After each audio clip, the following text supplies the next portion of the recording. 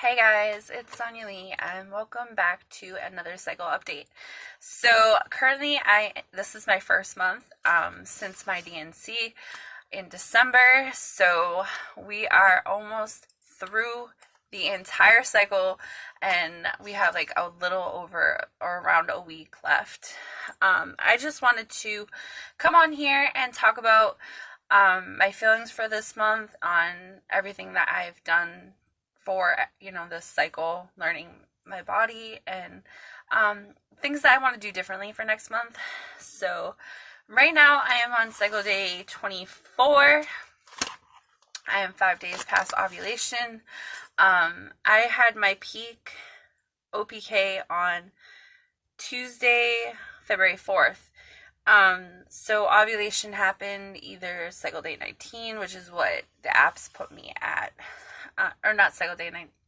Yes, it was cycle day 19, but the 5th was when they had me for ovulation. So like I said, I'm 5 days past ovulation. If I didn't say it, well, I said it now. So right now, Fertility Friend has my period coming in a week on the 17th, which would put me at a 30-day cycle. Pre-Mom app has me at my cycle starting on the 20th, which would be a 34-day cycle. So I'm interested to see what my body does. As of right now, if my period does come on the 17th, that's an 11-day luteal phase, which is really good. I'm hoping that my cycles don't go back to being irregular. So fingers crossed my period doesn't come until the 17th. And yeah. I know like a lot of TTC videos are those that are actively trying. I wanted to share the other aspect of those that are waiting to try, after a miscarriage. And I wanted to talk a little bit about why I wanted to wait, because I feel like a lot of people feel that they have to try, right after they miscarry a baby. So for me, I'm waiting until September, and specifically September because one, I want a June baby, but also I want to give my body a lot of time to heal.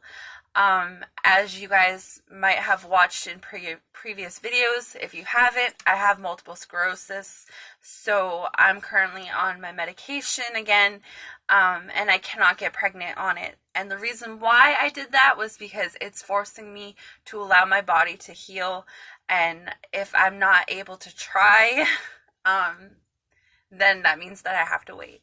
And I'm doing this to allow myself to heal. When you have a DNC, they scrape, the lining out of your uterus. So a lot of people often have miscarriages after. I know with my DNC previously, I had a miscarriage too soon after. So I feel that waiting for me is the best thing. So in the meantime, I'm going to learn my cycle.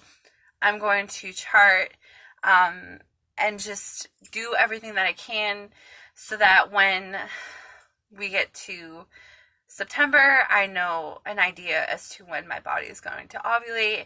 And yeah, it's just, for me, it was better that way. So I know, this isn't your average TTC video. A lot of people are actively trying. Me, I'm actively learning. So it's a completely different, mood. I'm not taking a pregnancy test soon. So it's a lot less stressful right now, because I'm not like, oh my God, I gotta baby dance, I just focusing on me first. That's where it starts, is with the mom. So I need to get me good, and then I will do it all. So that's important. Not to mention mentally, I'm not there yet. I feel like it's too soon to try again for me, and emotionally, I'm not ready. I figure 9 months from now, I'll be in a better state. I can get my weight under control and just, focus on me right now. So that's why. Things that I plan to do differently for next cycle. One is I'm going to start with the basal body temperature. You know, I'm going to start doing that. I'm a little concerned, I'm not going to lie, because I have a tendency to sleep with my mouth open. And I know some people can do vaginally. However, I do not feel that comfortable shoving a thermometer up there with my husband right next to me. So, I'm going to start that and everything. I'm a mouth breather, so it's going to be really hard. But this one is the Easy at Home thermometer, and I like it because it attaches to my phone, so it automatically like tells me the date, the time, and it automatically connects onto my Pre-Mom app, so I don't have to worry about putting in anything. It's automatically put on my app for me. Another thing I plan to not do is take as many ovulation tests as I did this month. Yeah. So my plan is to not do any ovulation tests until cycle day 15. Reason being is I don't really see a difference with not like you're gonna see it, but the coloring doesn't really start picking up in the ovulation test until cycle day 16. So that's my plan for next month. I'm confident to say that my body ovulates at the same time. I'm that confident. So we're gonna see. What else? Oh, I started the B6, which is where? There it is. I'm gonna say this stuff actually has been kicking in. And how I know is because I normally don't have a sex drive because of my MS. And this has been giving me like a sex drive the past couple of days since I've started it. So I'm hopeful that this is going to help with my luteal phase because I do have irregular cycles previously before this baby was passed away. They did, like I should say they range, but they really don't. I've had like 21-day cycles, 24-day cycles, 26-day cycles. So I'm interested to see what my body does. But other than that, those are really the two things that I really plan to change. I know right now my focus is I want to get to 205 pounds by the end of the month. And I'm confident to say that I could probably get to 205, maybe 209. My issue right now is since losing the baby, I have been emotionally eating, and I love me some snacks. So I am on day one of getting that under control. So I have my water right here. I need to move my leg. Oh.